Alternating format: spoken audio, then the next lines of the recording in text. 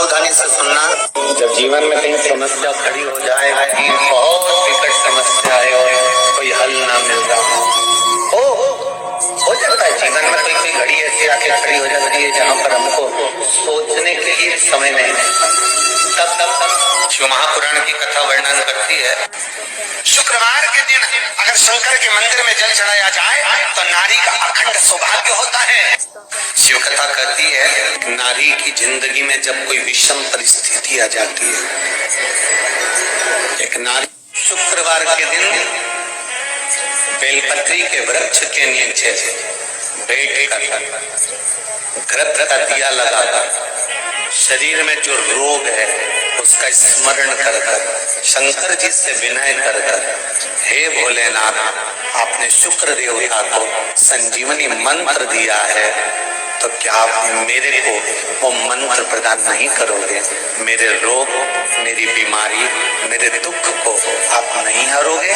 शिव से कहो, ये शरीर आपने दिया है और भजन करने के लिए दिया है, स्मरण करने के लिए दिया है, कीर्तन करने के लिए दिया है, तो संभालोगे भी आप। और बेलपत्री की ओर मुख कर घी का दिया लगाकर महामृत्युंजय मंत्र का स्मरण कर लेने पर धीरे धीरे धीरे धीरे धीरे धीरे वो रोग समाप्ति की ओर आता चले जाता है। ये तुमरू का नाम कोई साधारण नाम नहीं है। पंच बेलपत्र, पंच पुष्प, पंच दुर्वा और पंच पात्र जल,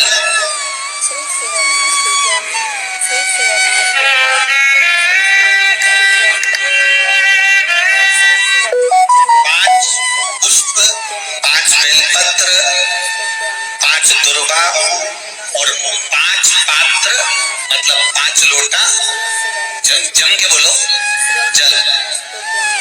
ये कोई साधारण नहीं। पंच बेलपत्र के साथ, पंच पुष्प के साथ, पंच दुर्वा के साथ, पंच पात्र जल के साथ, ये सहजता नहीं है।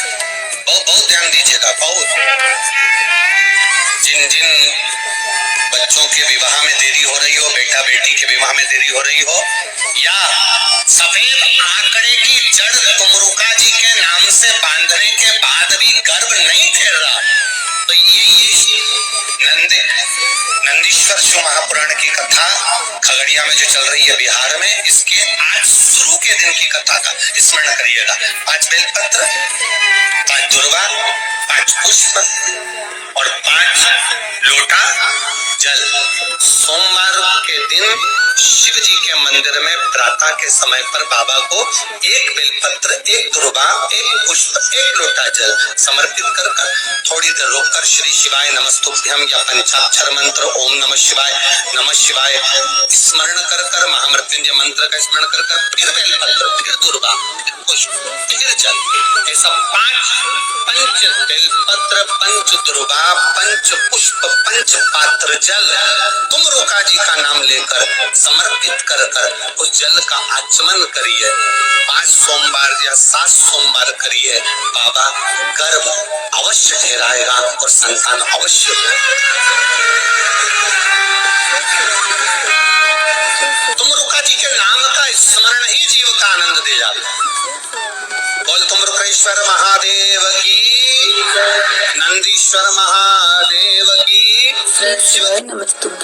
एक प्रश्न आपके भेजा, शिव महापुराण की कथा कहती है, विदेश्वर संहिता कहती है कि 1 लोटा जल जब हम महादेव को चढ़ाते हैं, शिव जी को समर्पित करते हैं, तो उसमें से 1 अंश पितरों के पास चले गया, 1 अंश पूर्वजों के पास चले गया, 1 अंश वास्तु शास्त्र के वास्तु के देवता के पास चले गया, 1 अंश नारायण के पास चले गया, 1 अंश ब्रह्मा जी के पास चले गया, 1 अंश इंद्र के पास चले गया।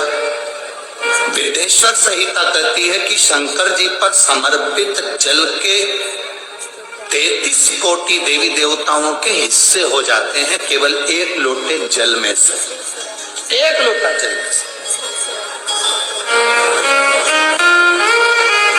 33 कोटि देवताओं के हिस्से हो जाते हैं 1 लोटा जल में से। अब आपसे प्रश्न ये है जब से शिव महापुराण की कथा टीवी पर चालू हुई, जब से शिव महापुराण की कथा भारत के लोगों ने, विश्व के लोगों ने सुनना प्रारंभ करा, जब से शिव महापुराण की कथा लोग श्रवण करना प्रारंभ करे, सुनना प्रारंभ करे, तब से आज तक और उसके पहले का समय निकाल कर देखना। पहले जब आप किसी को पत्रिका दिखाते थे, हाथ दिखाते थे, तो लोग कहते थे कि पितृदोष है। बोलते थे कि नहीं बोलते थे? लोग कहते थे वास्तु दोष है। कोई प्रेम से क्या बोलता है? तो सरस्वती का शारदा नाम किसने प्रदान किया था? माता सरस्वती को शारदा संबोधन किसने दिया था? माता सरस्वती को शारदा का संबोधन किस समय पर प्रदान किया गया था? जिस समय पर शंकर और पार्वती भ्रमण पर निकल रहे थे और भगवान ब्रह्मदेव सरस्वती को ढूंढ रहे थे, और माता सरस्वती को ढूंढते हुए ब्रह्मा जब भगवान शंकर की साक्षी में पहुंचे हैं, तब भगवान शंकर से ब्रह्मदेव ने कहा, आप कहीं सरस्वती को देखें तो मुझे भेजिएगा, मेरे पास में भेजिएगा। शंकर भगवान ने उसी समय पार्वती से कहा, पार्वती, जैसे एक स्त्री जो पतिव्रता धर्म का पालन करने वाली है, एक नारी पतिव्रता धर्म का पालन करने वाली होती है, पति को परमेश्वर मानने वाली होती है, पति के चरणों का रस्तत्व ग्रहण करने वाली होती है, तो वो पर पुरुष का स्मरण नहीं करती। उसी तरह एक पति जो अपनी अर्धांगिनी के साथ में रहे और अर्धांगिनी के साथ चले, तो पर नारी का स्मरण नहीं होना चाहिए। तो एक काम करो पार्वती, तुम उस सरस्वती को बुलाना प्रारंभ करो।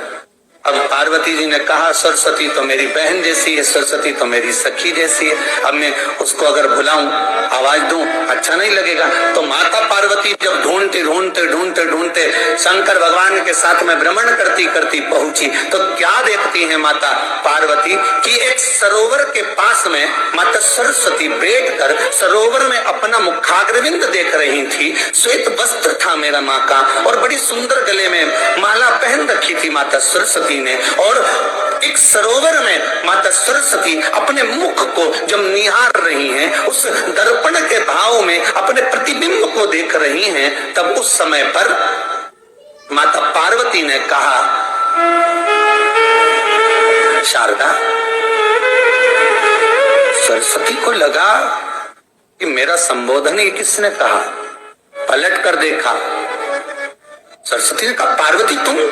हाँ, मैंने तेरा जो दर्पण में प्रतिबिंब देखा है, तेरा स्वरूप देखा, पर तू इतनी सुंदर है, इतनी सुंदर है, पर तेरा जल में जो स्वरूप देखा ना, वो नीला दिखाई दिया, थोड़ा सा शांत दिखाई दिया, इसलिए मैंने तुझे शारदा कह दिया। आज भी हमारे मध्य प्रदेश के कटनी और सतना के बीच में मैहर में आज भी शारदा भवानी विराजमान है। धार जिले में जाएंगे तो बाग क्षेत्र में माँ बागेश्वरी, माँ शारदा आज भी विराजमान। कहा, सरस्वती जी पूछी, पार्वती तुमने मेरे को शारदा क्यों कहा? क्योंकि तेरा जो प्रतिबिंब था वो श्याम नजर आ रहा था मुझे। उस प्रतिबिंब को देखकर मैंने तुझे शारदा का संबोधन दिया। तुम्हें ब्रह्मा जी बुला रहे हैं। सरस्वती ने कहा,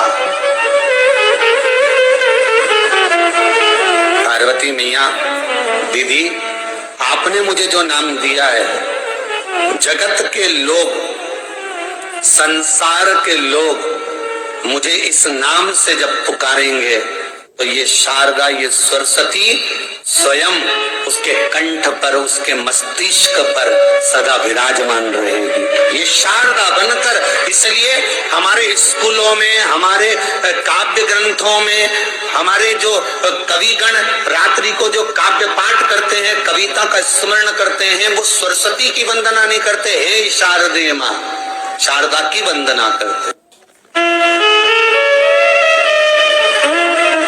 कभी आप आपसे कोई पूछ ले कि शारदा नाम पार्वती सरस्वती का कब पड़ा, तो आप बता सकते हैं कि ये माता शारदा नाम कोई सहज नहीं है। माँ ढूंढने के लिए जब निकली ब्रह्मदेव के कहने पर भगवान शिव के साथ भ्रमण करती, नाम का उच्चारण कोई सहज नहीं होता। कोई देखता होगा, दादाजी ने अगर किसी का नाम कुछ रखा है तो कुछ सोच के रखा होगा, पिताजी ने अगर कुछ रखा है तो उसके मन में कुछ आया होगा तो रखा होगा, मम्मी ने अगर कोई नाम रखा है तो उसने कोई विचार कर कर रखा होगा। कोई नाम अगर किसी का रखा जाता है तो उसके अनुकूल रखा जाता है कि हो सकता है कि वो नाम की क्या उसके मन में चल रहा होगा। तो शारदा का संबोधन कोई सहज नहीं है। माता सरस्वती का एक नाम शारदा हुआ, इसलिए संबोधन में सरस्वती कम शारदे माँ ज्यादा बोला जाता है। आप काव्य पाठ कर लो, नाम जाप कर लो, स्मरण कर लो। हम बच्चों से कहना चाहेंगे, छोटे छोटे बच्चों से, आप माता सरस्वती की आराधना करा करो। मेरे बच्चों से निवेदन है, कभी जिंदगी में अगर मौका मिल जाएगा और सरसों के फूल यदि आपके जीवन में आपको कहीं से प्राप्त हो जाए, सरसों के फूल जानते हो ना, पीला कलर का होता है, सरसों का फल, आप प्रयास करो सरसों का फूल। जिस दिन माता सरस्वती का, मेरी बागेश्वरी का जिस दिन प्राकट्य उत्सव हो बसंत पंचमी का, उस समय पर माता सरस्वती का स्मरण कर कर वो सरसों का फूल आप देवाधिदेव महादेव को चढ़ाइए। जैसे माता सरस्वती को ज्ञान दिया था, वैसा मेरा महादेव आपको भी ज्ञान दे। वो सरसों का फूल आप देवाधिदेव महादेव को समर्पित। कई जगह पर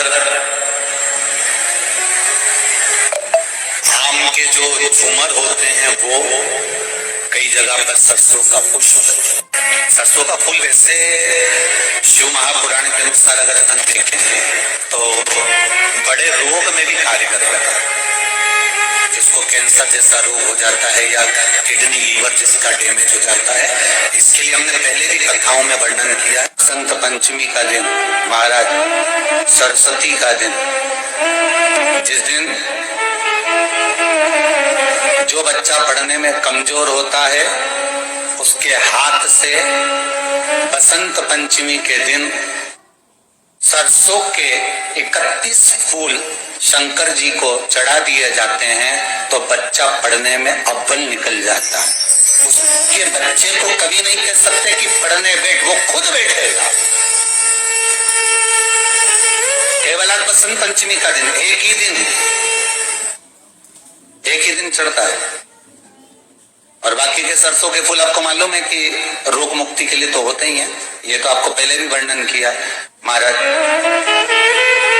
कि जब कोई एकदम रोग आ जाए और डॉक्टर एकदम बोल दे कि ये रोग भारी आ गया है और इसकी जांचें जाएंगी और फिर ये कुछ भी हो सकता है, तो क्या करा जाता था कि 108 सरसों के फूल लाकर तुरंत शंकर भगवान को चढ़ाए जाते थे महाराज। तो चढ़ाने के बाद में रिपोर्ट अच्छी आती है। ऐसा नियम है। कहीं कोई ठेकेदारी करते हैं ना, जो ठेका भरते हैं कि भाई मेरा टेंडर आना चाहिए, मेरा ये काम होना चाहिए, मेरी मल्टी बनना चाहिए, या मेरा ये काम के लिए जा रहा हूं, ये काम फतेह होना चाहिए, उसके सबके हाथ पर जोड़ने से अच्छा एक काम